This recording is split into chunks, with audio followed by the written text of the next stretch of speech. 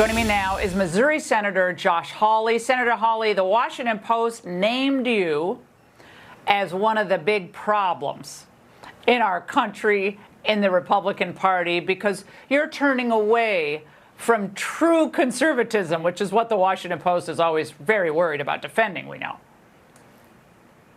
It's an honor to be castigated by the Washington Post, and of course it's great to see them defending conservatism. You know, that's the ultimate insult when they would defend you. Here's the deal, Laura. You're either a nationalist or you're a globalist. It's that simple. Ronald Reagan, he was a nationalist. We need a robust nationalism. We need to not be afraid to say, yeah, we need to rebuild America. We need to make America strong. And Reagan was right all those years ago. American national strength will make us strong abroad, will enable us to protect our interests abroad. But that's not what the neocons want. The neocons are globalists. They want to turn America into the rest of the world. They want a liberal empire all over the world. And Laura, it's a pipe dream. It's crazy. And we can see the effects of it. War forever. Trade deficits forever, industry going to China, people out of work here. If you're a working person, can't get a good paying job. Why is that? It's because of the neocons' policies for the last 30 plus years. Now, according to this new Axios Ipsos poll today, Senator, just 42% of Republicans support providing further weapons and aid to Ukraine compared to nearly 80% of Democrats. But that is not what the GOP establishment would have anyone believe. They would have everyone believe that, oh, it's just a few outliers like Hawley and, Tucker Carlson Ingram and, a few others. That's about it. And the people are with us. That's a lie, is it not?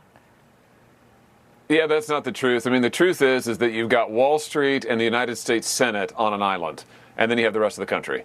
And that's sadly more and more the way it goes, it seems, these days. The truth is that Republicans all over the country, certainly in my home state of Missouri, know that we need to be focused on making America strong. We need to be focused on rebuilding this nation. And if we're looking overseas, we need to be focused on China. But what we don't need to do is spend any more money on Ukraine. Stop writing them these checks with no accountability. Stop this proxy war that this administration has been carrying on. We need to look to the Europeans. It's their continent. They need to step up. No more welfare for the Europeans. They should be taking the lead in their own national defense. But Wall Street and the U.S. Senate don't get that. And I tell you what, they will get it sooner or later because the people will not be ignored for forever. They're going to make their voice heard. Well, today on Capitol Hill, Senator, this emerging banking crisis got a lot of attention as the Secretary of Treasury Yellen was asked by one of your colleagues if every community bank in Oklahoma, regardless of the size of the deposit, would get the same treatment that the Silicon Valley Bank and the Signature Bank got. Here's how she answered.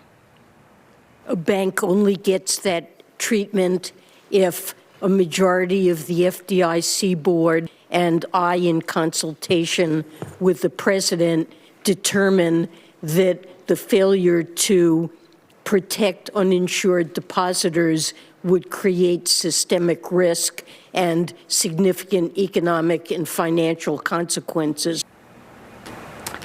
Senator, do you buy any of that? No, let me translate that. You only get protection if you're a woke billionaire who gives a lot of money to Democrats. That's what she meant to say. That's what she basically said. And that's the truth here. Why is this bank getting bailed out?